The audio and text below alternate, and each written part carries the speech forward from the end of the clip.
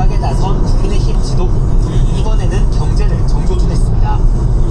중동전쟁 장기화로 인해 물가 급등은 물론 원달러 환율까지 1,500원 선을 돌파했다며 대책 마련을 촉구하고 나섰습니다. 이처럼 무서운 고환율 장기화 사태는 매우 이례적인 비상 상황입니다. 민주당 후보를 향한 송곳 타격도 이어졌습니다. 투톱 모두 민주당 박창대 인천시장 후보를 직격했는데 이재명 대통령 하명을 받아 노란봉투법을 통과시킨 장본인이란 등의 비판이 쏟아졌습니다.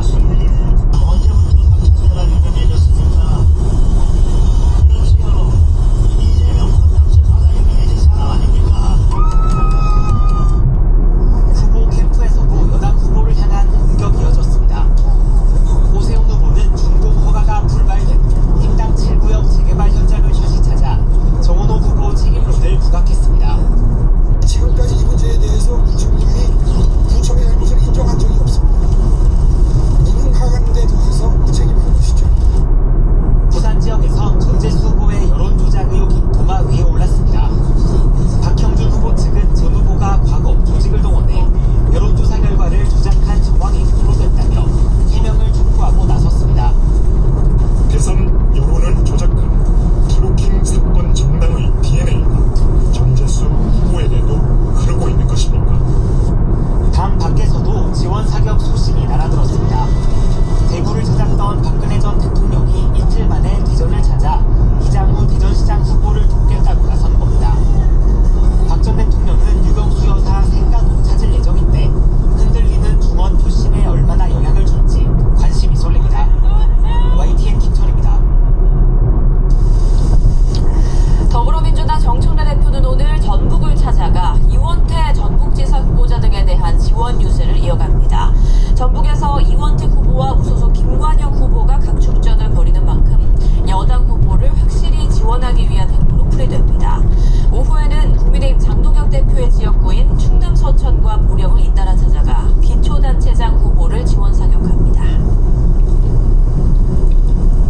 연일 전국을 돌며 지원 유세를 벌이는 국민의힘 장동혁 대표가 이번엔 보수의 텃밭 TK를 쳤습니다. 장 대표는 오늘 오후 2시 대구시당에서 진행되는 대구 경북 공동 비전 선포식에 참석한 뒤 대구 수성못과 경북 구미의 새마을중앙시장에서 연달아 유세를 펼칩니다. 그제 대구를 찾아 추경호 대구시장 후보를 지원했던 박근혜 전 대통령은 충북 옥천에 있는 유경수 여사 생가를 방문한 뒤 이장우 대전시장 후보 선거 캠프를 찾아 지지를 호소한다는 계획입니다.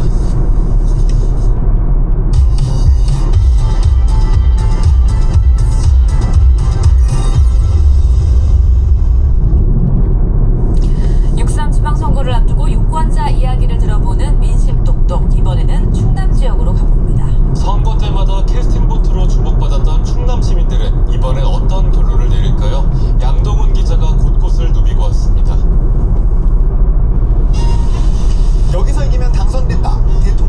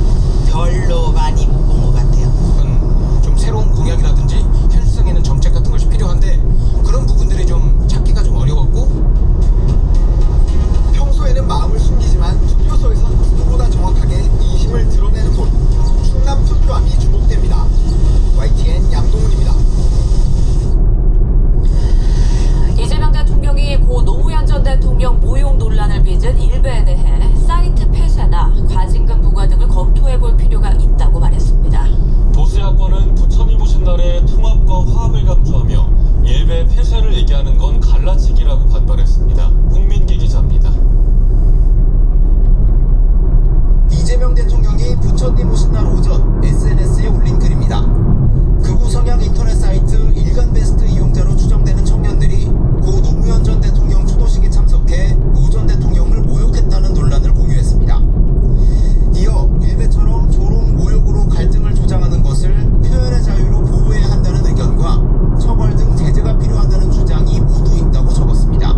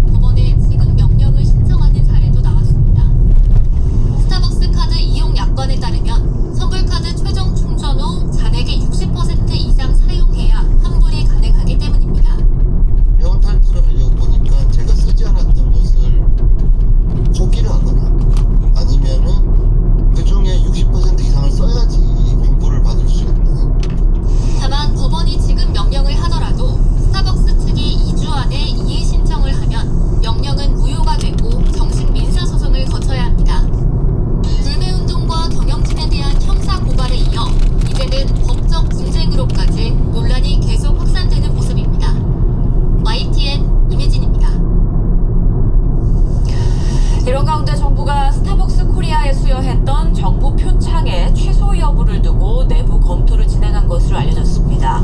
관계부처에 따르면 최근 중소벤처기업부는 5.18 민주화운동 기념일 당일인 지난 18일 텀블러 프로모션을 진행하는 과정에서 탱크데이, 책상의 탑이라는 문구를 사용해 거센 비판을 받은 스타벅스에 대해 정부 포상 취소 여부를 논의했습니다.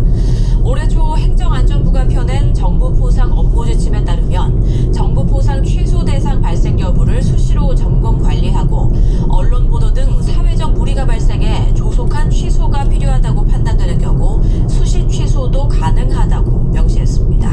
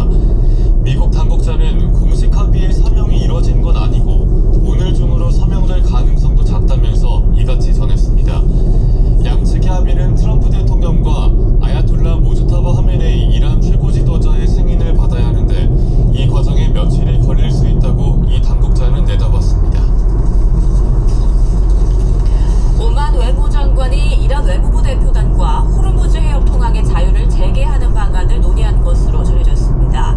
오만 국영통신 ONA는 카zem 가리바바디 이란 외무차관이 현지 시간 24일 오만 무스카트를 방문해 사이드 바르드 빈 하마드 알 부사이디 오만 외무장관에게 아바스 아라그치 이란 외무장관의 구두 메시지를 전달했다며 이같이 보도했습니다. 양측은 이어 국제법 규정에 따른 호르무즈 해협의 자유항행을 규율하는 원칙들을 논의하기 위해 확대 회담을 열었습니다. 미국과 이란의 종전 합의가 임박했다는 관측이 나온 가운데 트럼프 대통령이 이스라엘에 이란 핵 프로그램을 완전히 해체하겠다고 약속한 것으로 전해졌습니다. 이란은 핵무기를 추구하지 않는다며 호르무즈 해협에 대한 통제권을 거듭 주장했습니다. 런던 조시현 특파원의 보도입니다. 베냐민 네타냐후 이스라엘 총리와 도널드 트럼프 미국 대통령이 각자의 국기 앞에 서 있고 그 앞에는 이란은 핵무기를 가질 수 없을 것이라는 문구가 써 있습니다. 네타냐후 총리가 트럼프 대통령과 통화한 뒤 자신의 SNS에 올린 AI 생성 이미지입니다. 네타냐후 총리는 양측의 밀착을 과시하면서 최종 합의를 통해 이란의 핵 위험을 제거해야 한다는데 뜻을 함께했다고 밝혔습니다. 또 이스라엘이 레바논을 포함한 모든 전장에서 위협에 대처할 권리에 대해 트럼프 대통령의 지지를 확인했다고 말했습니다. 이스라엘 매체들은 트럼프 대통령이 이란의 핵 프로그램을 완전히 해체하겠다는 확약을 했다고 전했습니다. 이스라엘 고위 관리는 트럼프 대통령이 이란 핵 프로그램 완전 해체와 농축 우라늄 해외 방출 문제에서 단호한 입장을 유지하겠다는 점을 분명히 했다고 설명했습니다. 이런 조건이 충족되지 않는다면 이란과 최종 합의에 서명하지 않겠다는 점도 밝힌 것으로 전해졌습니다. 미국이 이란과 협상 중인 양해각성 관련 현황을 이스라엘 측과 공유 중인 상황에서 이란은 핵무기를 추구하지 않는다고 거듭 강조했습니다. 또 국가 안보를 위해 호르무즈 해협을 통제할 법적 권리가 있다고 주장했습니다.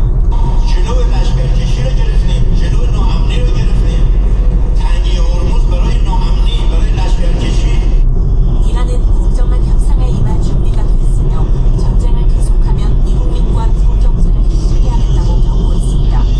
또 이스라엘이 전쟁을 계속 이어갈 방법을 찾으며 지역을 불안정하게 만들고 있다면서 책임을 도했습니다. 런던에서 YTN 조수현입니다. 미국과 이란은 종전 관련 양해각서 서명이 임박했다는 관측이 제기됐지만 트럼프 대통령은 협상을 서두르지 말라고 지시했고 이란 봉쇄를 유지하겠다고 밝히며 신중론을 내비쳤습니다. 트럼프 대통령은 트루스 소셜에 올린 글을 통해 이란과의 종전협상과 관련해 질서 있고 건설적인 방식으로 진행되고 있다며 절대로 서두르지 말라고 미국 측 대표들에게 지시했다고 강조했습니다. 또 합의 도달과 인증, 서명을 마칠 때까지 봉쇄 조치는 전면적이고 유효하게 유지될 것이며 양측 모두 충분한 시간을 갖고 제대로 해내야 한다면서 단 하나의 실수도 용납될 수 없다고 밝혔습니다. 이런 가운데 이스라엘과 걸프 지역 아랍 국가들은 종전 후 이란이 더욱 대담해지며 지역 안보를 위협할 가능성에 우려하고 있습니다.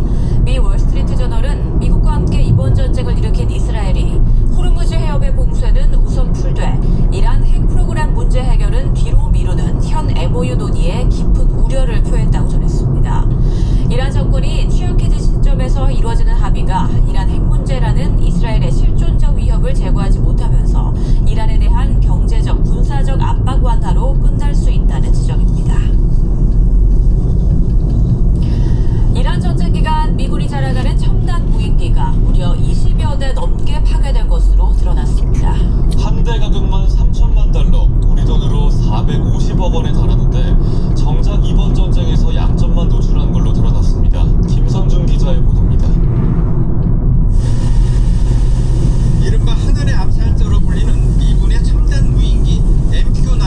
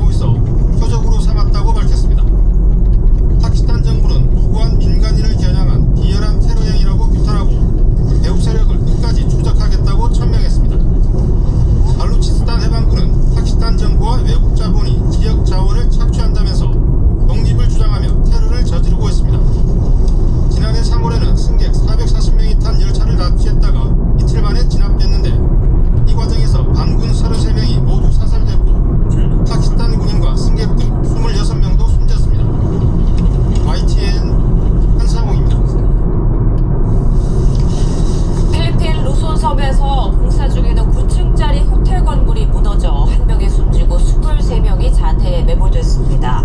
현지 시간 24일 오전 3시쯤 필리핀 북부 루손섬 평평가주 앙헬레스에서 건설 중인 9층짜리 호텔 건물이 갑자기 무너졌습니다. 이 사고로 60대 말레이시아인 한 명이 숨졌고 콘크리트 잔해에 23명이 매몰된 것으로 추정됐습니다. 네, 삼성전자 노사의 임금 교섭 잠정 합의를 계기로 7,000대까지 위협받던 코스피가 하루 만에 7,800대로 회복하는 등 상승세를 되찾은 모습을 보였습니다. 이제 투자자들은 코스피가 8,000피를 탈환할 수 있을지 촉각을 곤두세우고 있습니다. 김세호 기자가 보도합니다. 7,100대가 무너지면서 한때 7,000까지 위태로웠던 코스피. 하지만 삼성전자 노사가 임금 협상에 극적으로 합의하면서 코스피는 8.4% 치솟았고 이후에도 상승세를 이어가며 7,800대에 넉넉히 안착했습니다. 다만 코스피는 더는 상승폭을 키우지 않고 숨고르게 들어간 채 한 주를 마쳤습니다. 이제 투자자들의 관심은 이번 주 8,000 고지를 탈환하느냐 여부입니다. 노무라 증권은 보고서에서 올해 코스피 목표치를 10,000에서 11,000으로 올려잡은 바 있습니다. 하지만 변수는 곳곳에 도사리고 있습니다. 우선 미국의 물가 상승과 함께 장기 금리 인상 가능성 등이 여전히 불안 요소로 거론됩니다. 장기 금리가 더 오르고 해외 불안 요인이 진정이 되지 않고 물가가 더 불안해져서 중앙은행들의 긴축이 더 강화되게 되면 한국 시장도 영향을 받을 수밖에 없을 거고 또 삼성전자가 파업을 피했다고는 하지만 성과급을 둘러싼 노노 갈등으로 투표가 내전 양상으로 흘러간다는 점도 시장의 불확실성을 키울 수 있습니다. 호르무즈 해협을 둘러싼 긴장 등 중동 지역 정세의 불안이 여전히 이어지는 것도 투자자의 심리에 부정적 영향을 미칠 수 있다는 지적이 나옵니다. YTN 김세호입니다.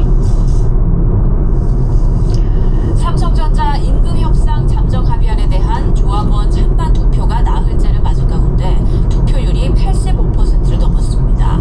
성과급 격차에 대한 DX 부문 직원들의 반발이 혁산하는 가운데 주주단체들은 합의 무효를 요구하고 나섰습니다. 보도에 오인석 기자입니다. 삼성전자 임금협상 잠정 합의안에 대한 노조의 찬반 투표가 실시된 지 사흘째인 오후 5시 30분 기준 최대 노조인 초기업 노조조합원 57,000여 명 중 48,000여 명이 투표에 참여했습니다. 투표율은 85%를 넘었습니다. 같은 시각 2대 노조인 전국 삼성전자 노동조합 투표율은 81%였습니다. 찬반 투표는 오는 27일 오전 10시까지 진행됩니다. 투표권이 주어지는 조합원은 초기업 노조 57,000여 명과 전국 삼성전자 노조 8,000여 명 등 66,000여 명입니다. 투표권자 과반이 참여해 과반이 찬성하면 잠정 합의안은 최종 가결되고 과반에 미치지 못하면 부결됩니다. 투표 성과급을 수억 원 받게 되는 반도체 메모리 사업부와 공동부문 조합원들이 3만 명이 넘어 가결 전망이 높습니다. 다만 조합 내부 반발 기류는 거세지고 있습니다. 같은 반도체 부문 안에서도 비메모리 사업부는 투표 성과급이 메모리 사업부의 3분의 1 수준에 그쳐 불만이 적지 않습니다. 특히 반도체 부문과 성과급 격차가 최대 100배에 달하는 가전과 모바일, DX 부분 직원들의 부결 움직임은 더욱 거세지고 있습니다.